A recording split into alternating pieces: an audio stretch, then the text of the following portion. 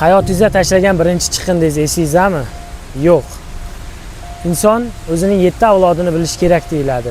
Lekin sizning 14-avlodingiz yashayotgan davrda ham hattoki o'sha birinchi tashlagan plastik idishingiz chirimagan bo'ladi. Har yili yer yuziga 300 million tonnadan ortiq chiqindi tashlanadi. Va har yili yer sayyorasi tobora ifloslanib kelmoqda. Biz bu gaplar bilan bizni o'zbeklarni hayron qoldira olmaysan. Chunki bizni aholiga qaysidir xonanda yoki aktyorning ishqiy munosabatlari yokida bo'lmasa shaxsiy hayot qiziq. Ekologiya, daraxt. Hozir hamma biz va loyihamiz haqida shunchaki vahima deb o'ylashi mumkin. Ammo bu fikrga kelishimizdan oldin bizga omonat qilib berilgan bu dunyo, jonzotlar va undagi ne'matlarni qay ahvolga solib qo'yganimizni ko'rib qo'yaylik.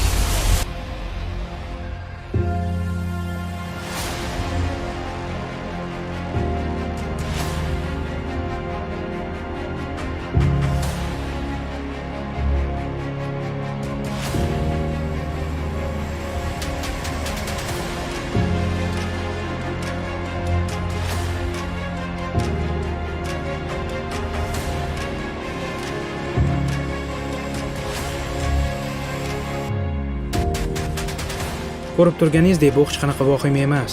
Afsuski, bu odamzod tufayli yer yuzida vujudga kelgan ayanchli haqiqat.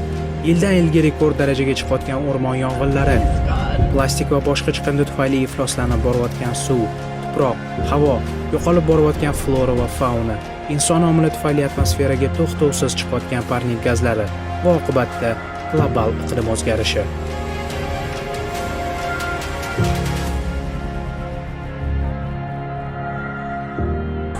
Nima uchun o'zi odamlar chiqindini urnalarga emas, ko'chaga tashlaydi? O'zi avvalambor Toshkent shahrimizda, hatto markaziy ko'chalarda ham chiqindi tashlaydigan joylar yetishmovchiligi bor. Ishonmasangiz, hozir sumkamda ham musor bor. Uni o'zim olib yuribman, uyga borganimdan keyin tashlab yuboraman. Lekin bu bizga bahona bo'la olmasligi kerak. Har birimiz o'zimiz mas'ulmiz deb o'ylayman.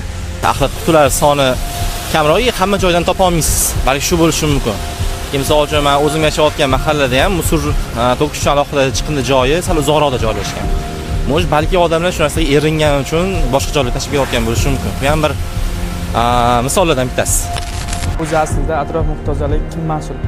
Men demoqchimanki, mana shu ekologiyani saqlamagan, atrofdagi muhitlarni zagrizeniya qilib yoki atmosferani zagrizeniya qilib chiqadi-ku hammasi. Mana shu odamlarni madaniyatsizlik qilib, musor tashlab hamma joyga nima qiladi? Ifloslantiradi. Uni endi men 100 marta hamma joyda gapiraman, hozir ham aytaman. Hamma mana shu narsaga e'tibor bersa bo'lardi. Keyin aytishadi, havo yomon, u yomon. Nimadan yomon?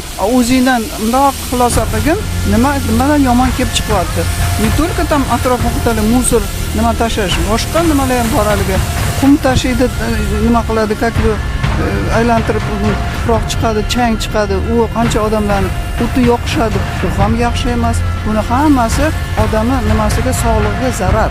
O'sha uchun odamlar ozgina o'zini o'ylab, ozgina madaniyatli bo'lib, butun joyda musor mashina keladi, o'shalarga to'g'ri qilib tashlamaslik kerak edi. Ko'pchilik mana shunaqa, tashlamayman, pul to'lamayman deydi-da, tashlab ketaveradi. Bu o'ta noto'g'ri, o'ta madaniyatsizlik deb hisoblayman.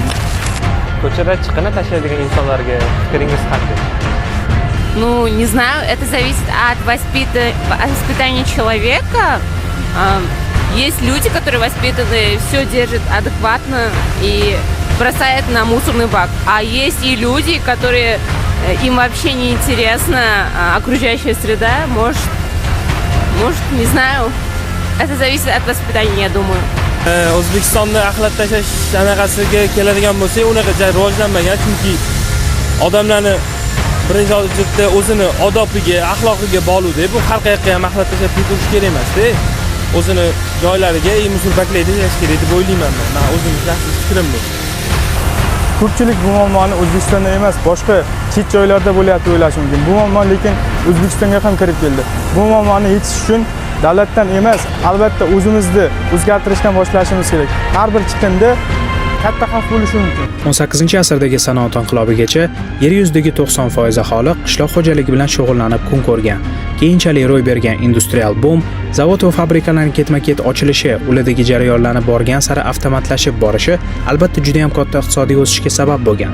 Lekin aynan shu o'zgarishlar ekologiyaga tiklab bo'lmas zarar yetkazadigan jarayonlarga start bergan. Sanoat revolyutsiyasi boshlangandan beri yer yuzida chiqindi turlari kundan kunga ortib boryapti. Quyida ba'zi chiqindi turlarining chirish muddatini keltirib o'tamiz. Oziq-ovqat chiqindisi 4 haftadan 6 haftagacha. Karton va turli xildagi qog'oz 1 oydan 2 yilgacha. Sigaret qoldig'i 10 yildan 20 yilgacha. Plastik paket 10 yildan 20 yilgacha. Plastik stakan 50 yil. Batareya 100 yil. Alyumin banka 80 yildan 200 yilgacha. Plastik baklashka 450 yil. Bir martali tagli 550 yil. Shisha 1 million yil yoki umuman chirimaydi.